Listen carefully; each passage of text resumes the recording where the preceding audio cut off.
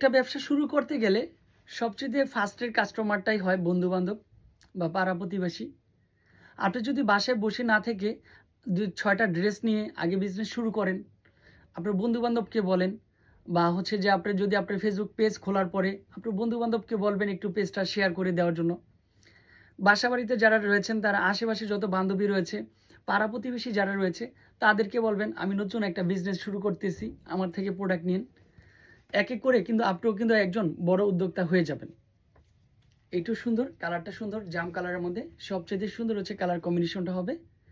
পছন্দ হওয়ার সাথে সাথে এই ড্রেসটাও পারচেস করে ফেলি। প্রোডাক্ট অ্যাভেলেবেল রয়েছে, প্রাইসও কম প্রাইসের মধ্যে। আপনি চাইলে এই আমাদের থেকে নিয়ে আমাদের দামে এই প্রোডাক্টগুলি বাজারে সেল করতে পারবেন। এরকম সুযোগ সুবিধা কে দিবে বলেন তো দেখি?